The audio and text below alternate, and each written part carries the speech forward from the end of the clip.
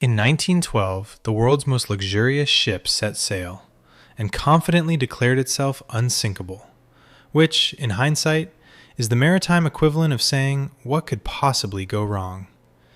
The RMS Titanic was the largest moving object humans had ever built. It was a floating palace.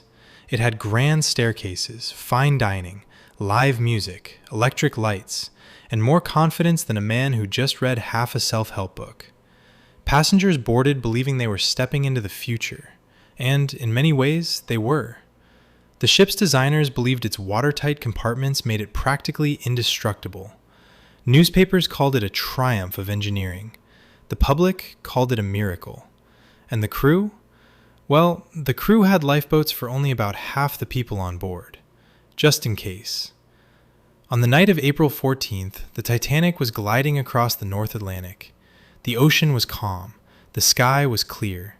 The stars were so bright they reflected off the water like a mirror. And that, ironically, made the iceberg harder to see. At 11:40 p.m., a lookout spotted it, a dark shape directly ahead. The crew tried to turn. They tried to reverse engines. But a ship that size doesn't pivot like a bicycle. The iceberg scraped along the side of the hull, tearing open multiple compartments below the waterline. At first, many passengers didn't realize anything was wrong. Some felt a gentle shudder. Others didn't feel anything at all. But below deck, freezing seawater was pouring in. Within minutes, the ship's designers realized the truth.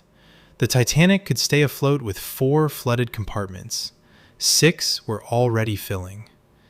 As the reality set in, lifeboats were prepared. Passengers were told to put on life jackets, and an orchestra continued playing music to keep everyone calm, which is either incredibly brave or the most polite way to soundtrack a disaster. Some people refused to board lifeboats at first. After all, why leave a massive, brightly lit ship for a small wooden boat in the freezing dark? But the ship kept tilting. The bow sank lower, the stern lifted higher. And at 2:20 in the morning, the Titanic broke apart and slipped beneath the Atlantic Ocean.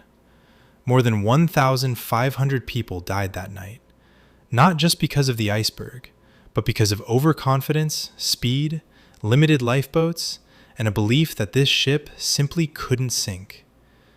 The disaster shocked the world.